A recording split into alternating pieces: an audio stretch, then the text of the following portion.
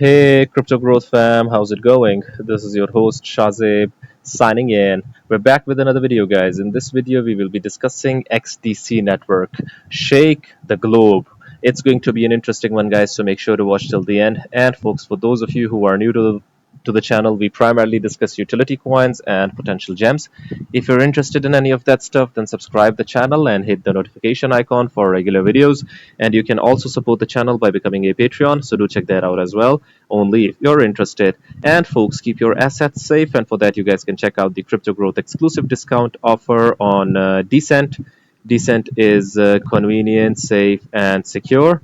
You can check out their biometric wallet, which has got a phenomenal $50 off. And you can also check out their biometric wallet 2x package, guys, which has got an astonishing $129 off, only if you follow the link in the description box below.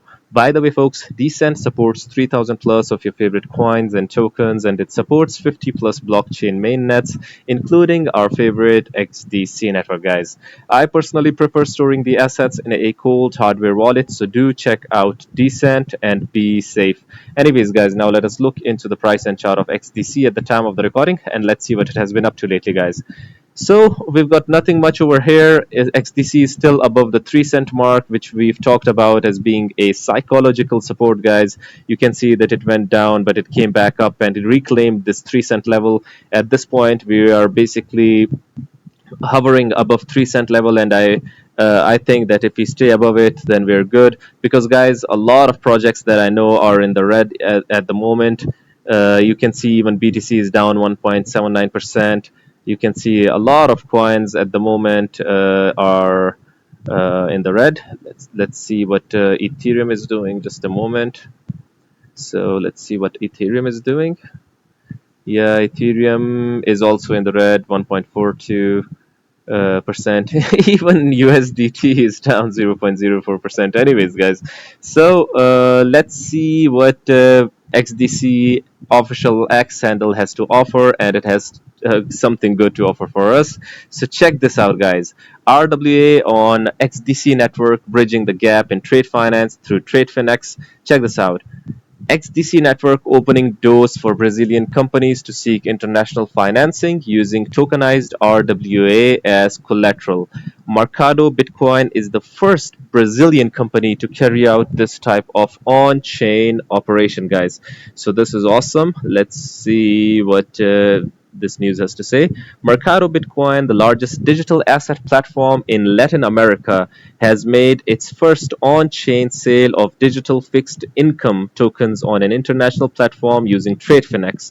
And you all know what TradeFinX is, guys. Technology powered by XDC Network, none other than XDC Network. This is boosting the global trade world asset market, which is expected to be worth US dollar 16 trillion. We've talked time and again about the real world asset market, guys, how it's going to be disrupting trillions, and XDC Network is in the forefront of it, and account for 10% of the world's GDP by 2030, according to estimates by the Boston Consulting Group.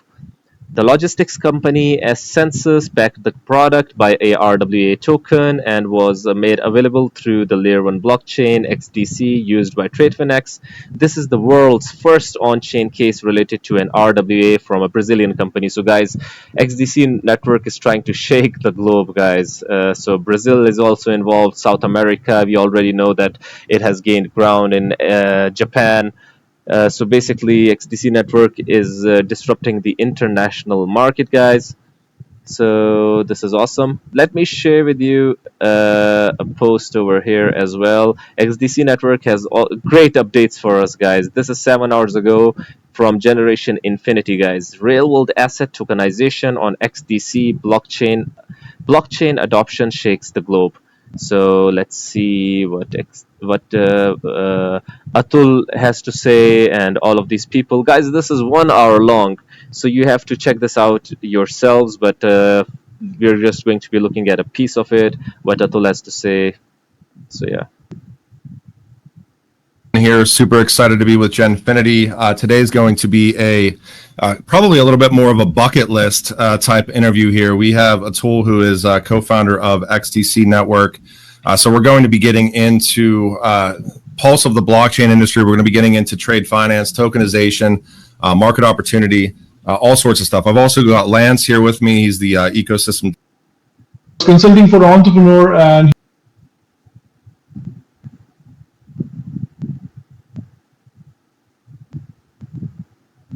the ecosystem development manager within the XDC Foundation.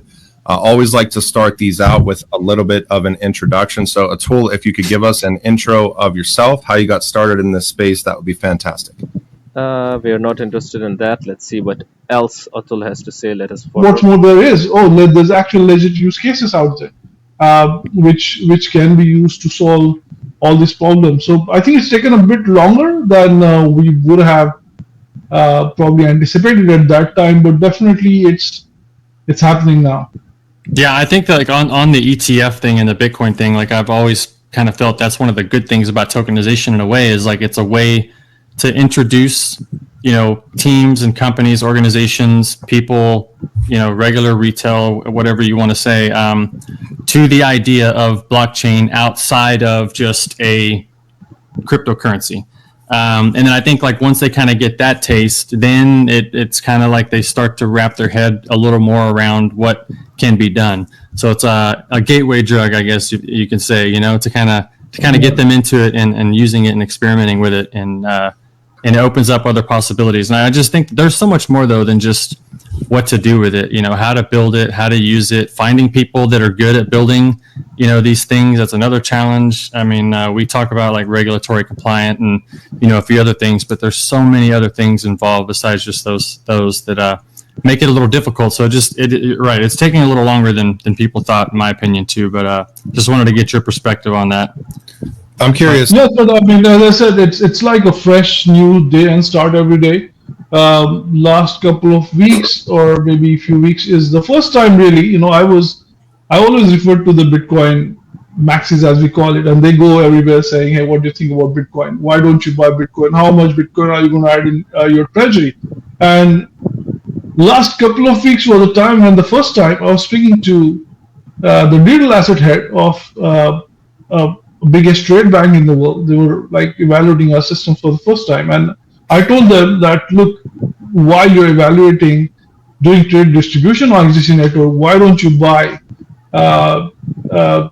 like a large chunk of XDC? You will get transaction fees, staking rewards, and what are the use cases on it. It's generating legitimate fees coming from these transactions. And for the first time, the messaging was so straightforward that we really proposed them to buy that, because the narrative has become clear with Bitcoin and ETF that what is in the end, you're really there to, the first layer of adoption is for them to buy and stake it.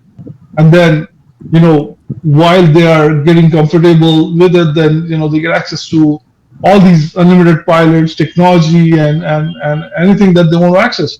So, and they were like pretty optimistic about it. I mean, they were almost given a clear signal from their top management that we want to build a digital asset portfolio, and they were like, okay, we'll definitely have this on our table right now. So that change is quite paramount, I would say. I have never been able to, for the last 3-4 years, been able to present by XDC narrative at an institutional level, straightforward, right in front of the top management, before which I could do, and I know that others are doing it, which was, I think, is a great sign that it's changing. Yeah. I'm curious, just to add on maybe just briefly here, because I know that Lance brings up a good point where, the market opportunity in comparison to kind of the work being done. And I think you bring up a good point, Atul, where I'm always curious, about the shift. And I think you allude to it there with some of these incumbents and, traditional enterprises and banks. I mean, we've done so many of these interviews and I keep hearing, from people that are engaging with these types of organizations and entities that like it really does take strong forward-looking leadership to enact digitization and like real change. Have you, and I think you bring up a good point, like with that one example, but is that consistent? I mean, have you seen a shift since like 2016, 2017, 2018 to where we're at now with enterprises, with banking, where they are taking more, they're more knowledgeable and they're more willing to engage from a leadership stance to actually enact change and not just talk about it or do kind of one-off proof of concept stuff like that. And there are multiple reasons for that. First is, yes, there is a massive acceptance, and there are a couple of reasons for that. One is obviously the Bitcoin and Ether ETFs which have gone live, and the second is the rate at which the generative AI is building. They know that whatever they have been trying to protect all these years, as I said, the layers and layers of these shitty systems, they know at some point of time they will be exposed, and that no one wants to keep that weak point on them. I mean, that's really, I think generative AI was a lot of enabler. I mean, I was on one of the meetings last week, and I just used Code Run, which is an in-house like XDC friendly AI tool that we've built off OpenAI standards, and I asked it like, can you find a way to listen to can you find vulnerabilities in the APIs of some of these core banking, and it literally gave me in front of all that audience at least 10 possibilities where we could do so much with their systems. And they were like, look, this stuff is now happening much faster. Earlier, they were like, if any technology is to be accepted, they have to talk to a vendor. The vendor is going to work on a scoping for 1 year. Then they're going to develop the system for another 2 years. Then they're going to have to push it to production for another 2 years. They know that they don't have so much time right now. And that's definitely changed their acceptance, because code is, everyone knows this, and we are doing this by implementation, that anything new will be built, tried, tested, and if it can exploit a lot of stuff within like days or months. I don't know. So they all know that they don't have time. They have to also go faster into whatever is new. Wow. Go for it, Lance. So guys, what do you guys think about XDC Network and what they're doing? Are they here for that change that everyone is expecting from them? I would really like your opinions. Do hit the comment box below and let the community know. Anyways, guys, this was it for the video. If you liked it, make sure to like, share, comment, subscribe, and hit the notification icon if you're interested in utility coins and potential gems. And you can also support the channel by becoming a Patreon, so do check that out. Like I always say in the end, until next time, stay blessed and stay tuned. Thank you very much, everyone.